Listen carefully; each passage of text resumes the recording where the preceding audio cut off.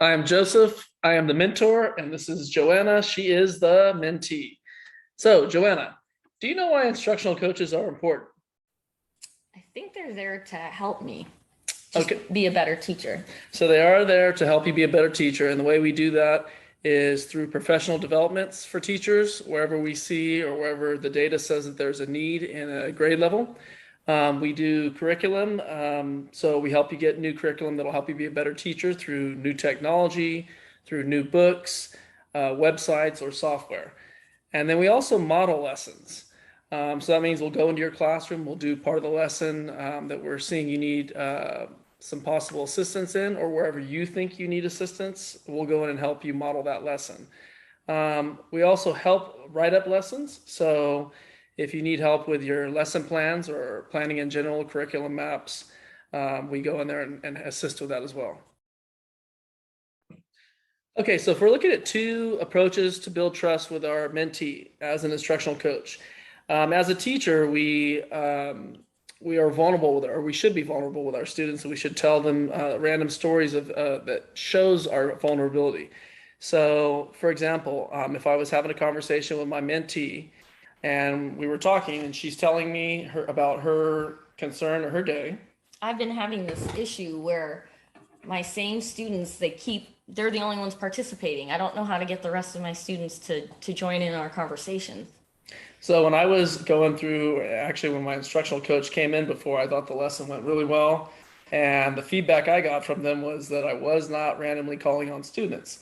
So they kept track of who was answering, and they brought it to my attention that it was the same people being called over and over again. So what they suggested was I get a random generator that would randomly call on students so that I could mix it up and give that equity to the kids. The second way that you can build trust with your mentee is also allowing them choice. So if we were in a conversation and we were talking about being observed, and I said, Joanna, I'm going to be coming in to observe you this week. What would you like to be observed on? My classroom management. Okay, and so what is classroom management to you? Mm, it's if the kids are paying attention, if they're on task. Basically, is my lesson going well? Okay.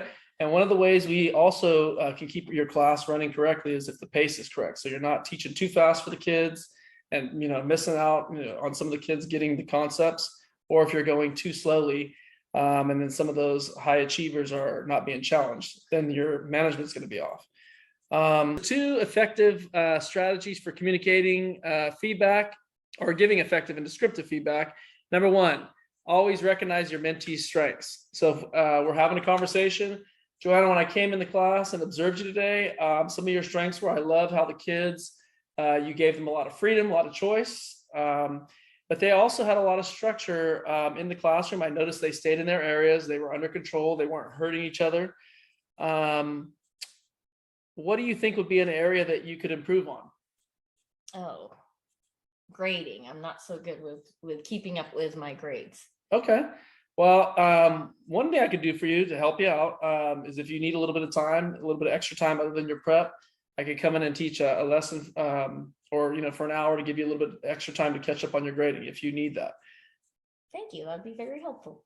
Awesome. So the second way that we can give or communicate effective and descriptive feedback with our mentees is just to say less and ask more questions when in conversation. So if my mentee's having a conversation with me, let me tell you what happened today. I just found out that we are state testing again. So these kids haven't taken the SBAC in years, so I don't know how to get them prepared. So do you have any resources that you're using right now? What I'm going to do, I haven't done it yet, is I like to teach the kids test taking strategies. So just their best practices, like what they should be doing, just rereading the directions multiple times so they understand it, underlining, highlighting key vocabulary words, even just skipping questions. If they spend too much time on a question, just skip it and remember to go back to it, things like that. So have you looked at the data all yet, or? Oh, yeah, that's right. I forgot about that. Yes. Well, I know my data. That's where I should start. I should go back. And their area of weakness is right now being able to comprehend informational text. Thank Okay. you. If you need any more resources, let me know. I have a lot of books and I also have some new websites that have come out. So if you need anything, let me know. Thank you.